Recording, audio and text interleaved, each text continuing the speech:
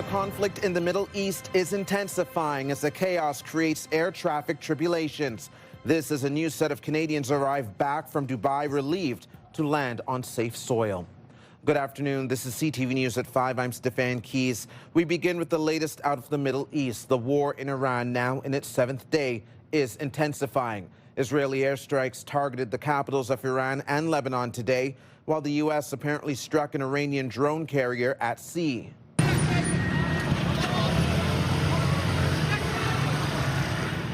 This was the scene in Beirut after an airstrike in the southern part of the city. Israel told people to get out of the suburb, marking a major expansion of the conflict. Iran has launched retaliating attacks against neighboring countries that host U.S. forces. President Trump says there will be no deal with Iran except unconditional surrender. Meanwhile, the Canadian government is working to get Canadians out of the Middle East. Our team at Global Affairs is working with Air Arabia to block book seats for Canadians on 2 of their flights from Dubai to Istanbul. These flights are set to depart over the weekend.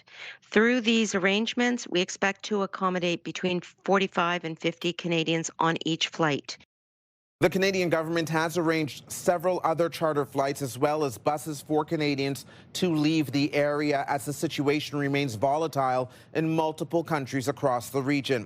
Let's go now to CTV's Kimberly Fowler, who's been in touch with an Ottawa man who is in Iraq right now. Kimberly. Yeah, Ali Dhaif works here in Ottawa, right in the Bell Media building that we're in right now, and he's currently stranded in Baghdad as the airport and the airspace in Iraq has been shut down. He's desperate to get home, but for now has no way to get out of the region.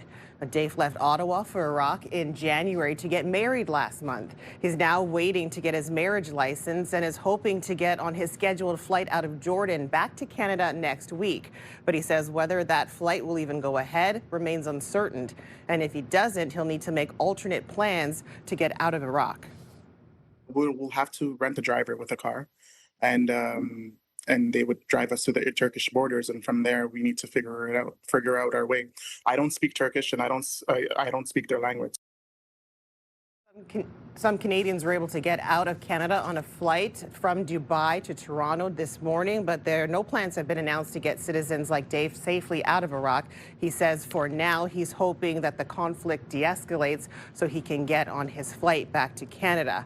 Now, Dhaif is one of 108,000 Canadians who have registered with Global Affairs in the region, and so far 3,500 have asked for help from the government to get out. Steph. All right, hoping for his safe return. CTV's Kimberly Fowler reporting live for us. Thank you.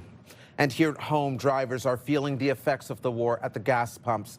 The cost of gas jumped overnight here in Ottawa. Prices were hovering around 148 cents a litre at stations in the capital today. But you may want to fill up this evening because prices are expected to increase again overnight by 7 cents, plus another 2 cents Sunday.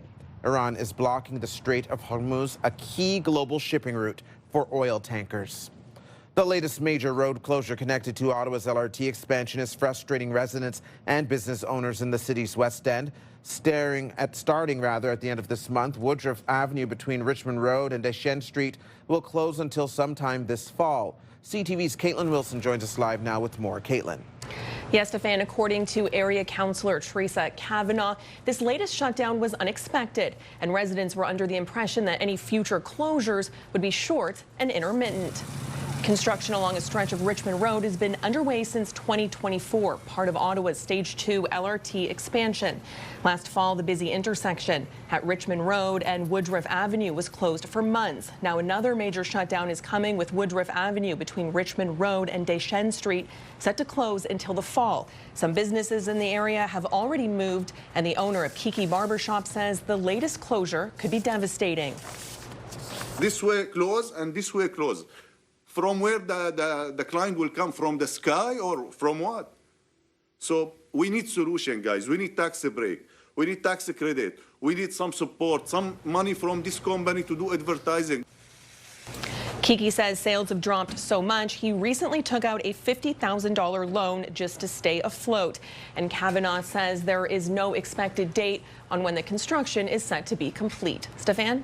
CTV's Caitlin Wilson reporting live for us. Thank you. Prime Minister Mark Carney is in Japan today, the last leg of his Indo-Pacific trade tour. Just hours after landing in Tokyo, Carney and Japanese Prime Minister Sanae Takaichi signed a new comprehensive strategic partnership.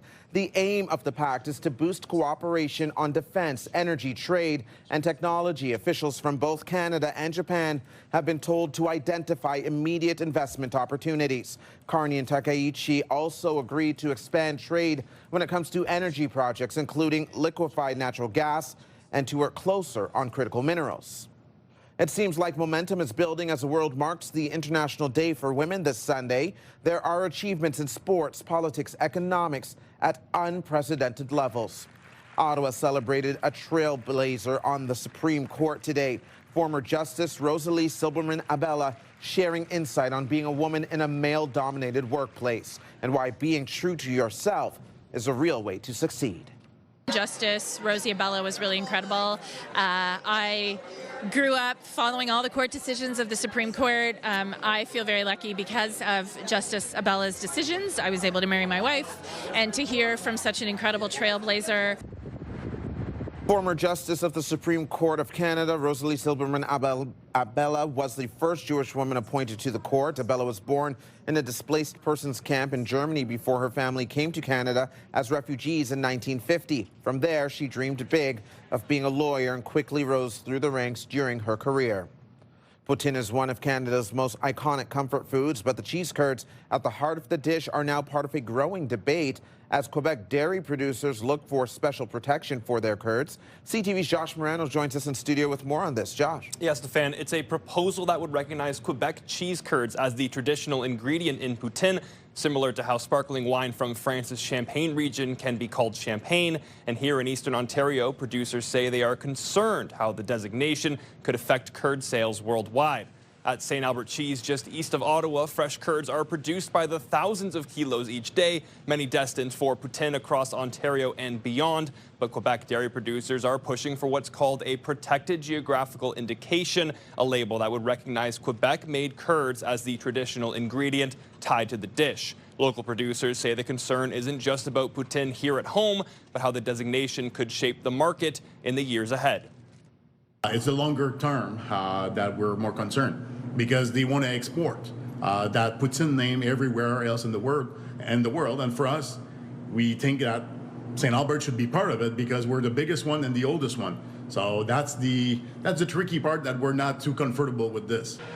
Poutine's origin traces back to the 1950s in rural Quebec. Decades later, the dish has earned a place as iconic comfort food with different variations found in Canada, the U.S., and Europe. And the initiative is already underway, but LaFontaine says he has already been in talks with the provincial government and believes there will be pushback, adding it's not fair for Quebec to gain sole control of the squeaky cheese. Stefan. All right, very interesting conversation. Thank you for this, Josh. Coming up on CTV News at 5, we'll discuss the city's findings when it comes to closing roads in front of schools during very busy times. And our Jackie Perez joins us live in studio now with our first check on the forecast. Well, thanks so much, Stefan. Well, we'd had some mainly cloudy skies today, a little bit of sunshine this afternoon. Right now, temperatures sitting around the freezing mark, and things are starting to warm up. 3 degrees in Kingston, Brockville, 2 degrees. Actually, this evening is going to be much warmer than what we saw earlier today. Keep in mind, though, a rainfall warning is in effect for much of the province, where we could see between 15 to 40 millimeters of rainfall. There is no warning in the Ottawa area right now, but we are keeping a very close eye on this. Expect up to 20 to 25 millimeters of rain. Overnight, 3 degrees, and as we look towards tomorrow, 11 degrees, the daytime high. We'll have a closer look at your forecast in just a bit. Stefan. Thank you, Jackie. Here's what you need to know. Ottawa's St. Patrick's Day Parade is back tomorrow. The parade will start in front of the Supreme Court of Canada on Wellington Street and end in the Barrhaven Market. It goes from noon until 1:30 p.m. A live check on traffic right now. The 417 westbound is seeing about a 15-minute delay from Island Park to Pinecrest. The 174 eastbound seeing a 5-minute delay from Blair to Jeanne d'Arc. On the bridges to Gatineau, heavy traffic on the Chaudière Bridge, while the rest are moving well. You're watching CTV News at 5.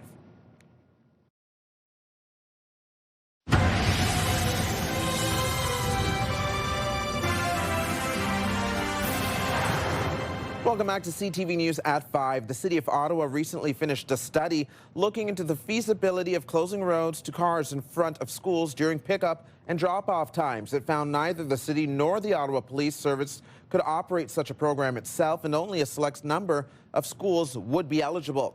Today's radio question of the day is asking, should we close the front of schools during pickup and drop-off? At the end of the day, are we waiting for a child to get hit by a car? Because that's really the situation that we're looking at right now on Alice Street. It's an accident waiting to happen. Christy Cameron is here with more. And Christy, I think some are probably wondering, where did this idea even come from? Well, it started back in the winter of 2024. There was an elementary school in Vanier where the city decided to launch this, to do a pilot project. So what they did was, just for 30 minutes every Tuesday, they shut down the street in front of this elementary school. So parents could drop their kids off and kids could cycle without competing with cars. The parents loved it, most of them. Of course, there are always people that have complaints, right? But they wanted to bring it back, and so did the city councillor, Stephanie Plante, who joined me on the show today. But basically, what we've heard from the city is that if schools want to do this, they can go ahead and do it, but they have to pay for it. They've got to organize it. They have to figure out the liability insurance, because the city is not going to run it, and they're not going to bring in the police officers to handle the traffic. Okay, very interesting. I'm not sure if schools are ready to take that upon themselves. Right, and we just heard a clip there of a parent at the school that had the pilot project. She said that this is really a safety issue. She wants to bring it back. She's hoping to bring it back because she loved it, but so far there aren't any plans, because that costs a fair bit of time and, you know, parental investment. You need to get a lot of people organizing that to figure it all out. Yeah, thank you for this, Christy. Appreciate it. No problem. You can join the conversation, leave a comment through the Talkback feature on the iHeartRadio app. You can listen live to Christy Cameron on News Talk 580 CFRA weekdays from 2 to 6. And now watch Christy's segments anytime on YouTube. Subscribe to the News Talk 580 CFRA channel. Coming up on CTV News at 5, a major recall to tell you about affecting hundreds of thousands of vehicles here in Canada. Here's what else you need to know. The Rideau Hall refrigerated ice rink is open tonight until 8:30 p.m. It will be closed tomorrow due to weather, and open Sunday from 1 p.m. until 8:30 at night. The ice is regularly maintained by Zamboni. We'll be right back. Ottawa's favorite cash contest is back, and it's big. Move 100's $50,000 Beat the Bank. 7 vaults. You decide how much to take home. Sound the alarm? You lose it all. Be listening weekdays for your chance to win.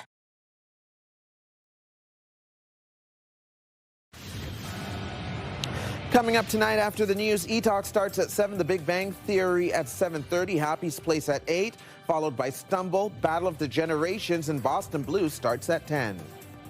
Eastern Ontario is in for a weekend warm-up with double-digit highs expected. Now for another check on the weather, Jackie is live in studio for us tonight. And Jackie, I'm sure not a lot of people are scoffing at those numbers. No, they're not. But keep in mind, you will have to bring an umbrella or bring your rain gear, because we are anticipating between 15 and 25 millimeters of rain. In some areas of Eastern Ontario, we'll also be getting much more than that, up to 40 millimeters. We'll get a look at that in just a bit. But here's a live look through our Centennial Glass sky cam, where it is a cloudy day for our Friday. We are sitting at the freezing mark right now, and here's the thing. Overnight, we're actually going to warm up to about 3 degrees for those overnight lows. And this gives you a closer idea of when we could anticipate this incoming rain. So midnight, pretty clear. It isn't until overnight 1 a.m. for Saturday that we are likely going to see perhaps heavy rainfall around the valley. There is a risk of thunderstorm as well. We could see this yellow moving in. A lot of the rain is going to be taking place in the early hours of Saturday, so that by the morning when you wake up, we should already see about 10 to 15 millimeters of rain move through. We'll get a bit of a break of that in the afternoon, but in the evening, we could see more rainfall, heavier rainfall, and isolated thunderstorms popping up as well. It has prompted a rainfall warning for most of the province. Again, 15 to 40 millimeters of rainfall and isolated thunderstorms are also in the forecast. Taking a look at temperature-wise, though, it is going to be quite warm. You're going to see that 10-degree difference from just this evening into tomorrow evening, where the daytime high is going to be 13 degrees. But with this, it's going to be very windy conditions as well. We've got gusts really much for all of our Saturday between 20 to 40 kilometers per hour. So it's going to be windy, it's going to be rainy, so it might not quite feel like that 13 degrees. Now, Seaway, overnight, it's going to be 5 degrees. Tomorrow, daytime high is 11 degrees. Wind gusts continuing for much of Eastern Ontario as well.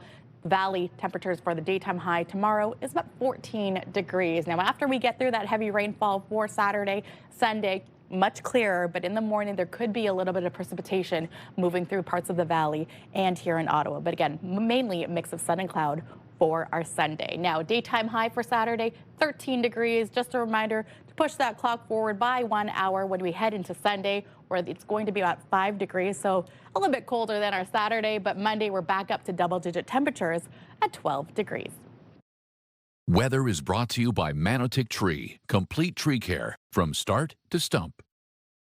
The Ottawa Home and Garden Show presented by RE/MAX is happening March 19th to 22nd at the EY Centre, and we want you to find everything you need to tackle your home and garden projects.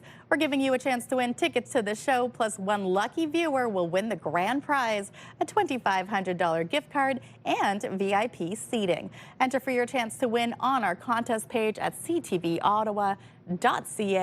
Wishing you the best of luck. So, Stefan, we are going to be enjoying the St. Patrick's Day that is happening tomorrow. The good news is there is going to be a bit of a break between noon and around 2:30, and that is when the parade is taking place. But still bring your rain gear because the showers are going to start coming as early as 3:30. All right, sounds good, Jackie. Thank you.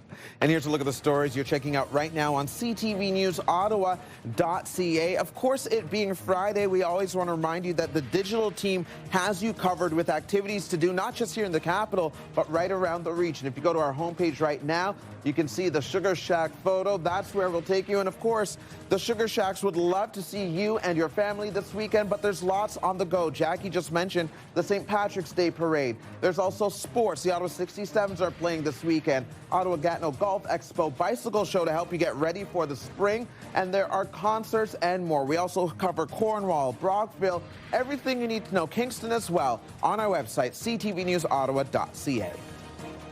We saw an opportunity here to build on the strong first year. Coming up for us here on CTV News at 5. It's being called a major investment in professional women's soccer here in the capital. Those details just ahead. Here's what you need to know. Check out FemFest this Saturday and Sunday at Next Door Market on Gladstone Avenue. The event in honor of International Women's Day brings together local artisans, entrepreneurs, and changemakers in support of women-led initiatives. It runs both days from 11 a.m. to 5 p.m. If you need gas before prices rise again overnight, one of today's cheapest gas prices can be found at Petro-Canada on Terry Fox Drive in Canada. Regular gas there tonight is going for 144.9 cents a litre. Here's another live check on traffic. Things are moving well on this Friday. You may notice some slowdowns between Island Park and Pinecrest in the westbound lanes. Other than that, things are moving fairly well, except for the Chaudière Bridge between Ottawa and Gatineau, which is backed up at this time. We'll be right back. Get the latest live local breaking news. Sign up now for our morning and evening CTV News Ottawa newsletter. The best local content from CTV News, Your Morning Ottawa, and News Talk 580 CFRA. Get it all in one place. Sign up now at ctvnewsottawa.ca. The CTV News Ottawa newsletter is brought to you in part by CAA Business. Here's a live look through our Centennial Glass Sky Cam. We're sitting at the freezing mark at 0 degrees. And time now for a look ahead to CTV News at 6. Here's Patricia Bull. Thanks, Steph. Here's what we're working on for 6 o'clock. We'll have to rent a driver with a car, and they would drive us to the Turkish border. As the U.S. and Israel attacks against Iran continue to intensify, many Canadian citizens are stuck in the region, including one Ottawa man we spoke with in Baghdad today.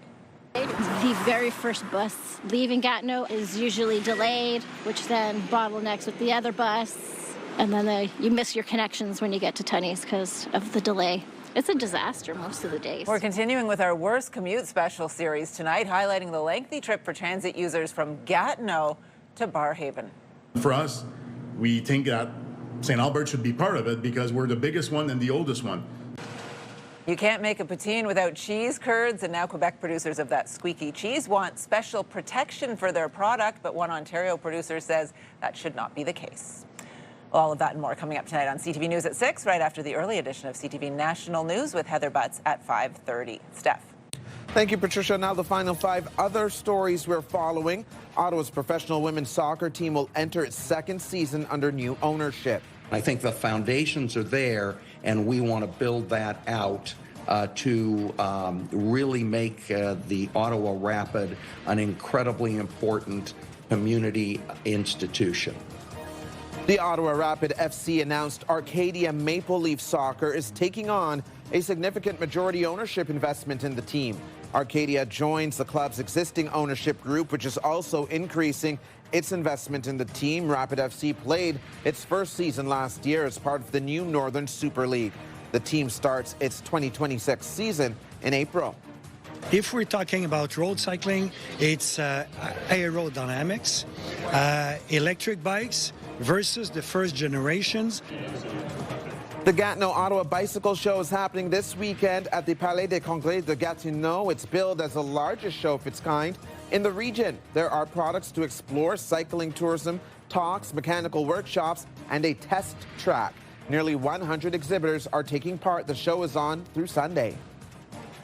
And a reminder, the clocks will spring forward an hour this weekend as we enter daylight saving time. Clocks jump ahead an hour on Sunday at 2 in the morning. The change is meant to provide more daylight hours during the evening in the spring and summer. Most provinces and territories follow daylight saving time with the exception of Yukon, most of Saskatchewan, and some parts of Ontario, Quebec, and Nunavut. British Columbia recently passed legislation to move to permanent daylight saving time. Ford is recalling more than 600,000 vehicles in Canada because of problems with towing. Ford says a software problem means trailer lights and brakes may not work on trucks and SUVs made since 2021. It's also recalling more than 50,000 vehicles because of a defect with windshield wipers. Died. Zetterlund came over. Greg will keep it alive. Far side, one-timer, and they score! The Sens were in Calgary last night taking on the Flames. The Sens tied things up in the second period before pulling ahead with a final score 4-1 over the Flames. The Sens stay on the road tomorrow to take on the Kraken in Seattle. Puck drop is 10 p.m. our time. That's CTV News at 5. I'm Stefan Keys. Be sure to join Patricia Bull for CTV News at 6. The early edition of National starts now. Have a great weekend.